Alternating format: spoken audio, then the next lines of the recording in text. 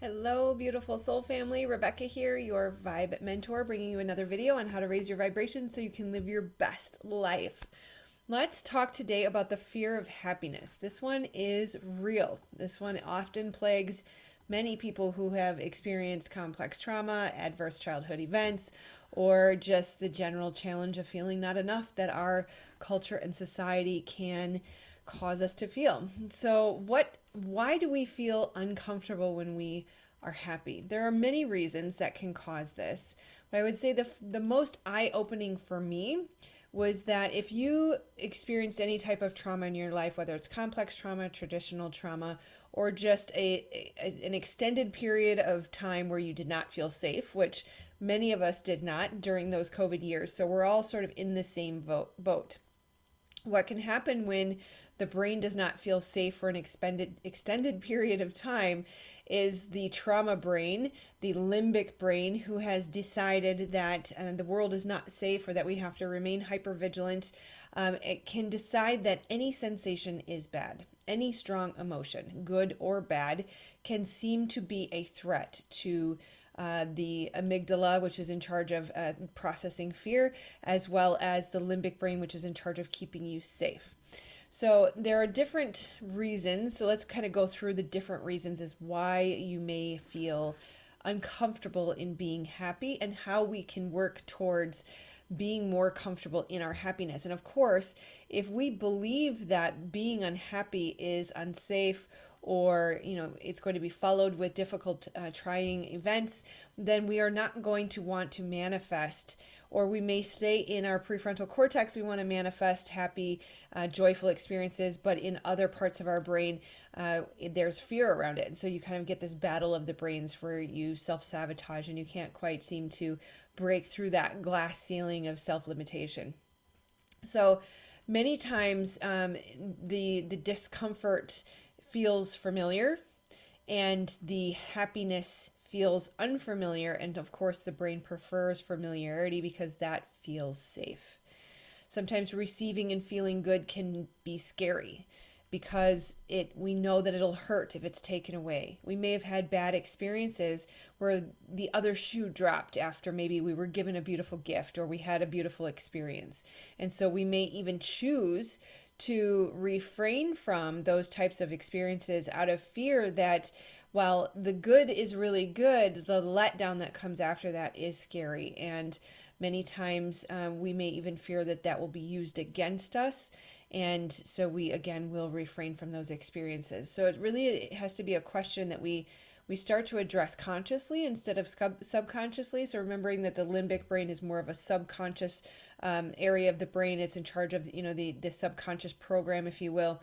And we want to start becoming aware of the subconscious tendencies to believe that the other shoe will drop or that this will be used against me, and start to override that consciously. So that's, when people talk about raising their consciousness, it is pretty literal, right? We're raising the amount of time that we are conscious and reducing the amount of time we are subconscious, because often that is coming from a part of the brain that is more primitive and outdated, really. That many of these programs were developed when we were young and incapable of showing up for ourselves or discerning for ourselves or having boundaries or keeping ourselves safe or showing up for ourselves. And so while those programs did save us or serve us at one point in our life, we want to become conscious of them so that they are not sabotaging us now, because we are more mature, more capable of assuring that those situations either remain positive for a longer period of time, or we are aware of the potential of the other shoe dropping and can avoid some of those things. We may have subconsciously created an association between happiness and negative outcomes that will cause us to avoid situations that will make us happy, which seems so counterintuitive. We may avoid a party. We may avoid a social situation that is going to feel really good and may have the potential for a very happy, lasting memory, but we may avoid that because the subconscious program has decided that in the decline or the letdown after, or even the disappointment, may be far worse than the positive experience. And so we fear that lead up to the disappointment And we would prefer even the loneliness. If we understand and we sort of consciously sign up for the loneliness, then there's less of a letdown when we realize we're lonely after having that positive experience. We may begin to avoid experiences, like I said, because of the letdown. And this is where we want to become conscious so that we are overriding that belief that remaining in a familiar, discomfortable, or uncomfortable state is better than a short-term happy experience than to go back to the short-term discomfort. Of course, recognizing consciously, again, not allowing the subconscious brain to control us, but recognizing consciously that as we step into these happy experiences, we allow ourselves to experience small bits and pieces of it at a time. We then grow those experiences, we amplify them, they can last longer, we can add more of them, and it becomes a greater and greater experience of happiness over time. That the letdown or the disappointment after these initial shorter periods will be reduced, and so that requires conscious awareness of the decisions and the subconscious tendencies so that we can override that and step into longer periods of happiness. Some may have associated happiness with laziness or unproductivity. Some may feel guilty about being happy or feared judgment, that there's a perception that happy people are somehow to be blamed. Many people talk about the 1%, or the wealthy people, and how dare they have so much money, right? So we even if you look at the cartoons, the Disney cartoons, or really just any cartoon that comes out, sometimes the wealthy guy, the guy that's living a happy life, he's the bad guy, right? And so there's this program around happiness, experiencing positive life experiences, that has been associated with being a bad person. And again, that requires us becoming conscious of that belief and overriding that. Some believe that the pursuit of happiness is selfish, and that you will be perceived as bad for pursuing your happiness over self-sacrificing and over-giving to create some happiness for someone else. This is technically, all of these things that I just listed are all or nothing thinking. They're very black and white, very polarized. Right? And we do live in a world of duality. We don't want to be in either end. We want to find the middle ground and find the balance. So the pursuit of happiness is not always bad. It is not always good. The feeling guilty around happiness, you should not always feel guilty for being happy, right? And of course, if you are only always feeling happy, then there is a certain level of self-awareness that is required to make sure that we are coming from a balanced approach, right? So let's be careful not to have that all or nothing approach, that all happiness is bad, or all feeling good, or the pursuit of happiness is all bad, right? Are just also important to remember that our brains have a tendency to prioritize negative events. So our brain's job is to keep us safe. So it has a tendency to prioritize negative events. And so if you were given your dream bicycle for your birthday, but then you fell and broke your leg, your brain is going to remember the fall and the breaking of the leg, and then associate that positive experience as having a negative outcome. And so we again need to become conscious of these tendencies so that we can raise our awareness and say, no, getting my dream bike or getting a dream present or the gift that I've always wanted does not necessarily mean that something bad is going to come from that. And so just understanding the way that the brain works. So right, if I got cut on the arm, that situation, how I got cut on the arm, is going to be imprinted in the brain as a situation that I really need to look out for in the future because it had a negative outcome. And so we want to avoid the knife or avoid, whatever it was that caused the injury. And so that's the brain's job, to imprint into your brain those highly charged, highly intense situations that led to a negative outcome. So in recognizing that, we can start to see the brain's tendency to always look for negative events.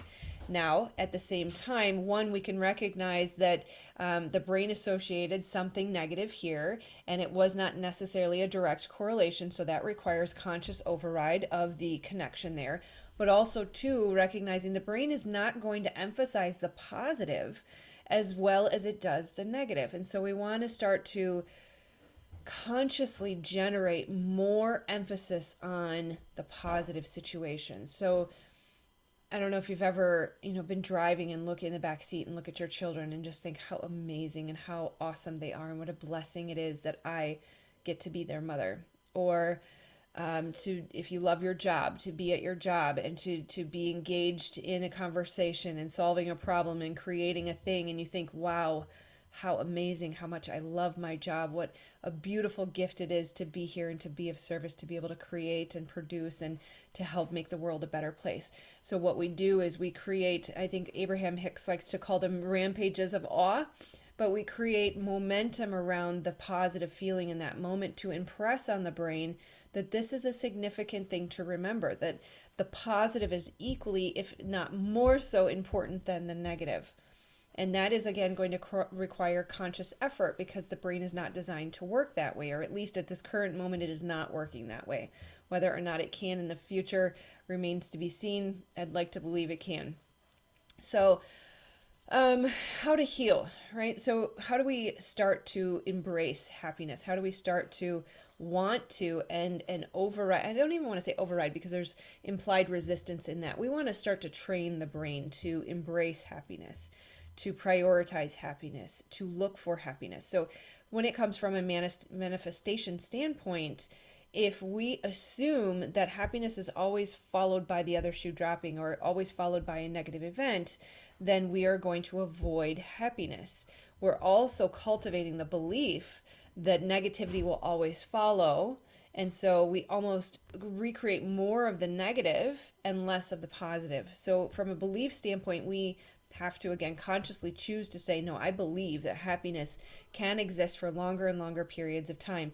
I get better and better every day in every way, and cultivate that belief. So we are manifesting the better and better instead of the other shoe dropping. As far as healing, we want to start small and step into these small practices. Like I said, don't avoid the social engagement that's going to offer you a small piece of happiness and fear the letdown, but start to recognize, yes, I'm going to get a small piece of happiness here, and then we'll build in another one, and then we'll build in another one, and then maybe those will bridge together, and it will continue to grow and grow just like a seed. So we start small by teaching the brain to practice recognizing and developing comfort in those moderately positive feelings. And that can start as small as accomplishing a task, enjoying a sunny day, sharing a delicious meal with a friend, going for a walk, having a coffee, things of that nature where we start to recognize the beauty in that moment, go on that rampage of awe and really cultivate that sense of happiness and satisfaction and awe for life, gratitude really at the end of the day. And as the brain starts to recognize that we can enjoy these positive experiences without a negative outcome, it will embrace them more and more, open up to them more and more. So the brain often looks to the past, I'm sure you've noticed, to prove to you how the future is going to go. It looks for evidence. And so sometimes if it doesn't have the evidence, it will be very difficult for you to wrap your head around this new belief. And so we want to give it the proof. We want to give it the evidence so that the brain starts working for us. It's just like strengthening a muscle, just like you go to the gym. If you don't go to the gym, your muscles have atrophied. You pick up that weight, it's going to be really hard to pick up. If you go to the gym regularly, in fact, if you work out 4, 5, 6 days in a row, surprisingly, that third, fourth, and fifth day are not nearly as hard as the first and the second. So we're cultivating muscle building here. We're building new dendrites in the brain. We're building new neural pathways. We're building new muscles. And so just like any muscle, we need to practice allowing and enjoying the good. Give the brain the evidence of the happiness that can come without the letdown after. Right? Also look for distorted perceptions and interpretations. So again, going back to the trauma brain, if you didn't feel safe, seen, heard, cared for, or loved for an extended period of time, you have something called complex trauma. That trauma is housed in the body and in the brain. The trauma brain will try to tell you all day long that there's something unsafe about to happen and that you need to be hypervigilant, you need to be prepared, and it will over exaggerate the threat and in an effort to keep you safe. And so we want to start looking at especially those triggered moments where you feel an intense reaction to something and you are likely reacting more intensely than someone without your experience would. That's the red flag to say, hey, we need to really step back, take a deep breath, calm our nervous system, and get to a place where we can look at this objectively. Now, the trauma brain, like I said, it will try to over exaggerate the threat. And so we really want to look at this and ask the question, is my perception ultimately true?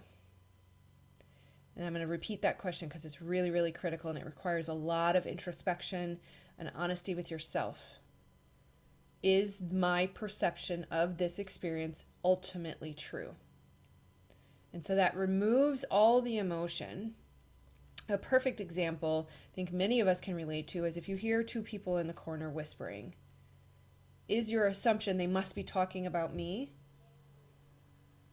Is that where your brain ultimately goes?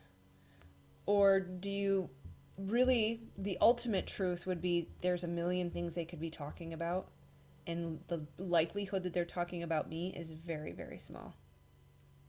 In fact, I'm not that important.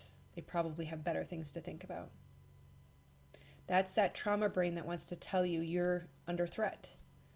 And then you should respond in an exaggerated manner, which may even end up embarrassing yourself and causing you to, recluse even farther and avoid social situations and maybe even dive into depression, right? So we really want to look at the spirals that can happen from the over-exaggerated trauma response and trauma brain.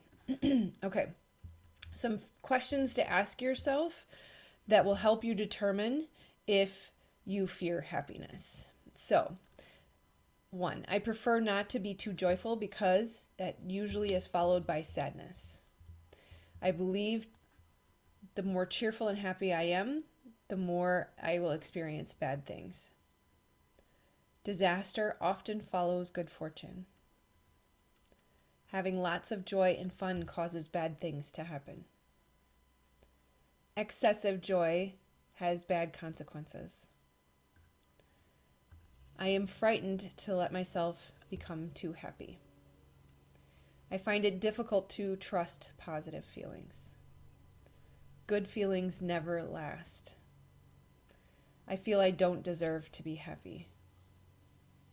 Feeling good makes me uncomfortable. I don't let myself get too excited about positive things or achievements. When you are happy, you can never be sure that something won't hit you out of the blue. If I worry that I feel good, then something bad must happen.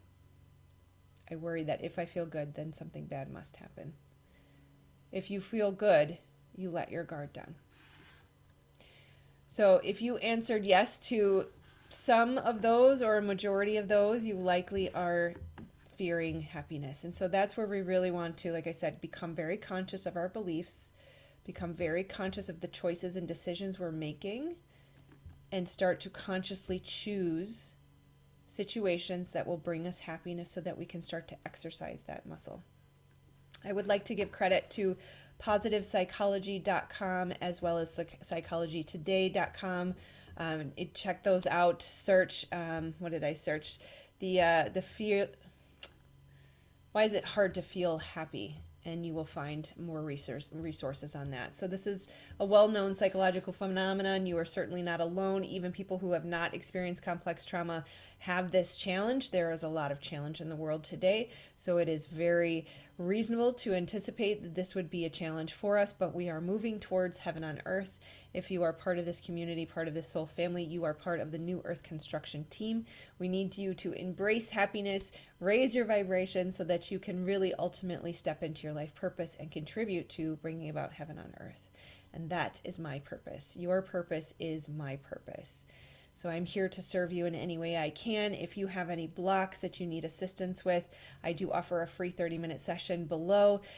In 30 minutes or less, I can identify the root cause of some of the biggest blocks in your life and get you kickstarted on your healing journey. So I would be honored to support you in that healing journey. All right, I love you guys. Please do make sure you like, subscribe, and share. Even just a little emoji comment is super helpful for the YouTube algorithm. Otherwise, make sure you click this button to subscribe, or this video is chosen just for you. All right, take care, my friends. Namaste.